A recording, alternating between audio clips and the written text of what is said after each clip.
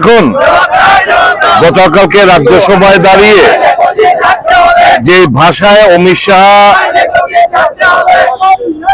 Doctor B আর আম্বেদকর সম্পর্কে রেখেছেন, দেশের মানুষ যারা সংবিধানের উপর আস্থা, যারা সংবিধান মেনে চলতে চায়, সংবিধানের উপর বিশ্বাস রাখেন, তারা প্রত্যেকজন গভীরভাবে আহত, মর্মাহত।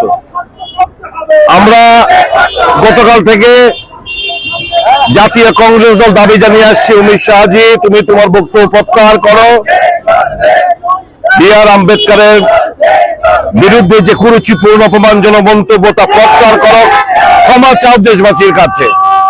প্রধানমন্ত্রীর কাছে দাবি জানিয়েছে ওকে বরখাস্ত করা। বি আর আম্বেদকর আমাদের ফ্যাশন না, আমাদের ইন্সপিরেশন, আমাদের মোটিভেশন।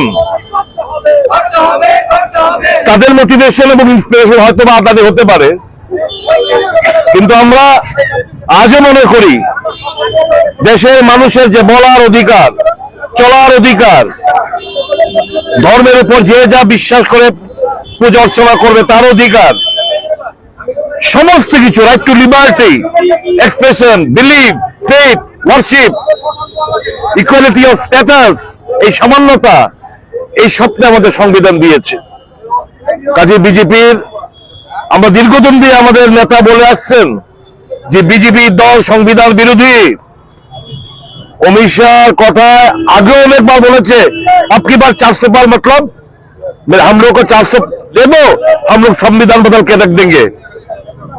অমিত শাহর বক্তব্য পরিষ্কার, এরা সংবিধান বিরোধী এবং যিনি সংবিধান রচনা করার অন্যতম কারিগর, ফাদার অফ দ্য কনস্টিটিউশন আমরা বলি, ডক্টর বি আর আম্বেদকরের প্রতি তাদের যে ভেতরে যে ঘৃণা যে জন্মে রয়েছে, পুঁজিভূত হয়ে রয়েছে, তা প্রকাশ পেয়ে গেছে।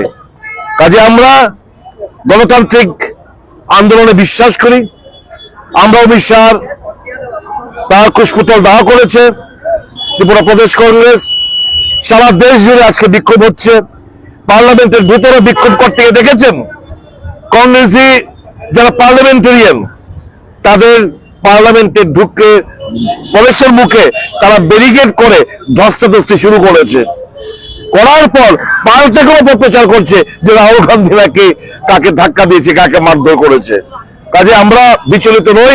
আমরা মনে করি দেশের কাছে আমাদের এখন অস্তিত্বের ব্যাপার, সংবিধানের অস্তিত্বের ব্যাপার।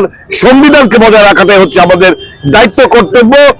Let them run the government, but we will keep the constitution of India close to our heart.